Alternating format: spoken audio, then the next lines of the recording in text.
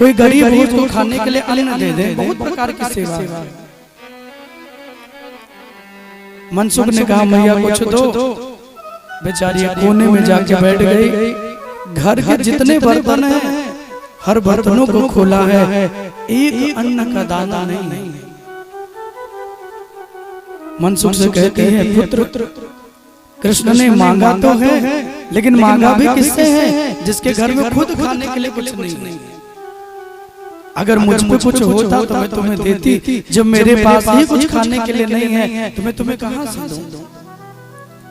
बालक रोने लगा, कहता मैया अगर तुम मुझे दोगी नहीं तो मैं गैया चराने जाऊंगा नहीं।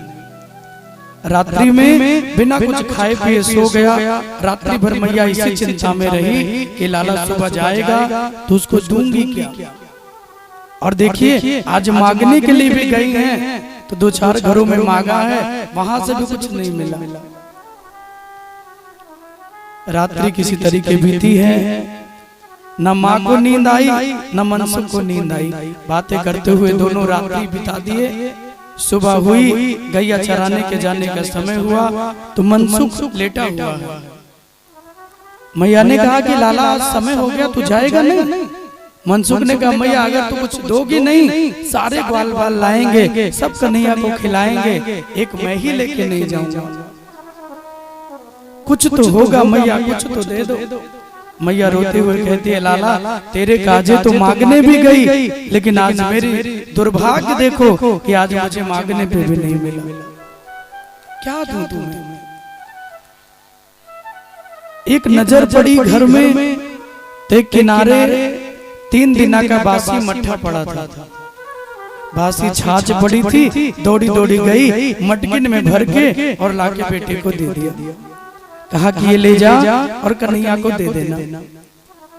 मनसुख ने रोते हुए कहा कि माँ अरे वो नंद के बेटा है। मैया यशोदा उनके लिए रोज ताजे माखन निकालती है, अपने हाथ से मैया दूध पिलाती है कन्हैया को। और मैया तो कह रही है कि मैं 3 दिना की बासी छाछ ले जाके कन्हैया को दूंगा। माँ रोते हुए कहती है बेटा ये और कुछ नहीं है घर में, और भगवान तो सबके मन मंदिर में बसे हैं। अगर तुम्हारी भावनाओं को समझ लेंगे तो मुझे भरोसा है कि कन्हैया तुम्हारा भोग जरूर लगाएंगे। इसी वस्तु को लेके जाओ। मनसुख चल पड़ा, मटकी लेके गैया खोला, चराने के लिए जाने लगा।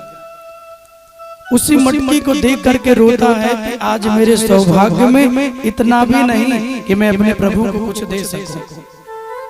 मनसुख ने कहा अगर भगवान ने मुझे देने योग्य बनाया होता तो सबसे सुंदर वस्तु आज कृष्ण के लिए मैं बनवा के लेके जाता।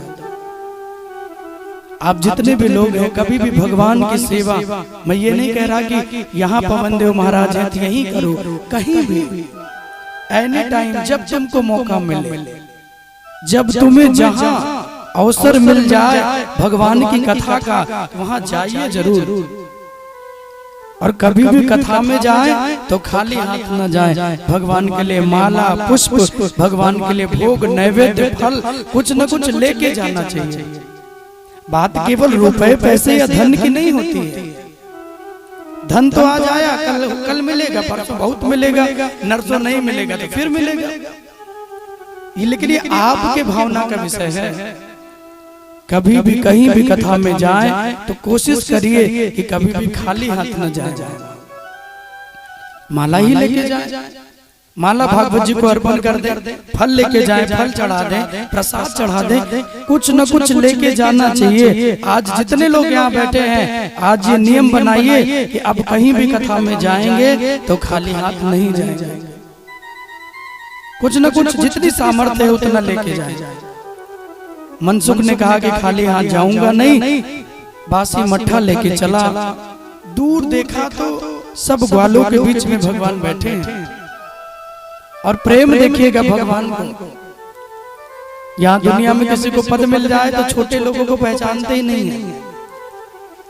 शास्त्रों में कहा गया कि आपके दुख के दिनों में, आपके बुरे दिनों में जिन्होंने आपका संग दिया है, आप कितने भी बड़े बन जाइए उनको कभी मत त्यागिए। आप उनसे जुड़ के रहिए। पंछी भी आकाश में उड़ते हैं मेरे भाई बहन, तो उन्हें भी विश्राम के लिए नीचे ही आना पड़ता है, चारे के लिए खाने के लिए नीचे आना पड़ता है।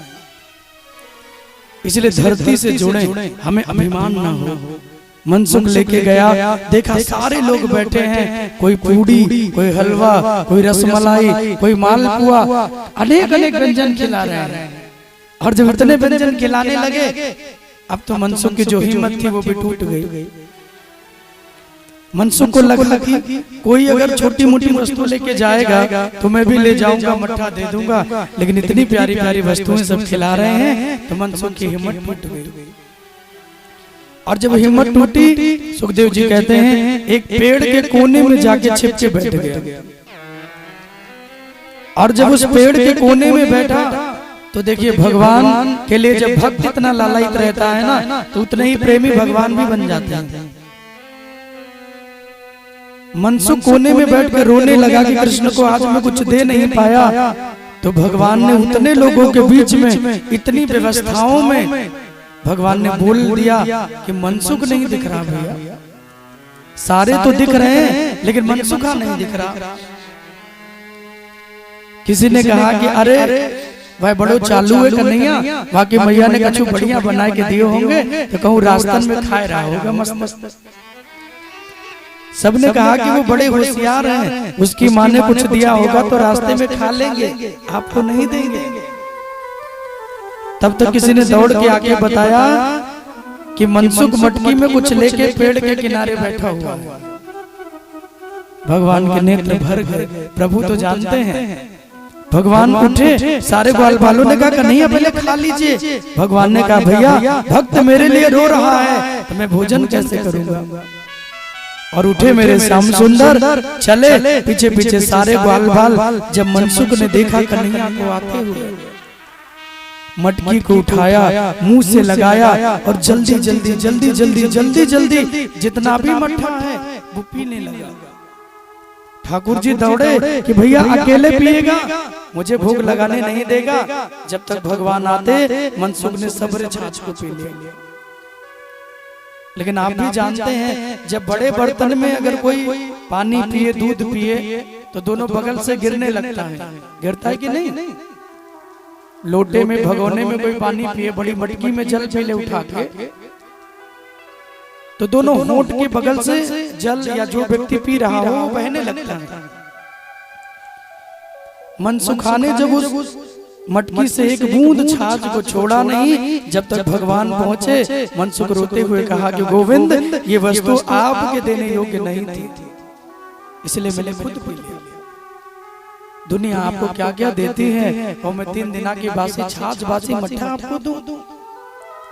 भगवान कहते वाह मेरा भक्त, अरे भैया मैं व्यंजन का नहीं, मैं तो तुम्हारे प्रेम का और तुम्हारे भाव का भूखा हूँ, मुझे व्यंजन की आवश्यकता नहीं है। और भगवान ने उसे हृदय से लगाया। और सुखदेव जी कहते हैं कि परीक्षित एक मित्र की तरह उसके गालों पे बहते हुए मट्ठे को भगवान ने अपनी जीभ से चाट लिया। अब जब इस प्रकार की लीला को ब्रह्मा जी ने देखा, तो ब्रह्मा को लगा ये भगवान नहीं हो सकते। क्या भगवान इतना साधारण है कि एक साधारण से बालक के मुख से बहती हुई छाछ को अपने मुख से चाट ले? ब्रह्मा जी का मोह हो गया। और ब्रह्मा जी का जब मोह हुआ तो भगवान की परीक्षा के लिए आ गया। मनसुख से भगवान ने कहा कि अरे तू तो मेरा परम मित्र है और तू जानता है कि कोई मुझे व्यंजन दे, अपना प्रेम न दे, भाव न दे, तो मैं उसे ग्रहण नहीं करता हूँ। दुर्योधन की मेवा त्यागी, साग विदुर घर खाई, सबसे ऊंची प्रेम सगाई, सबसे ऊंची प्रेम सगाई। कि दुर्योधन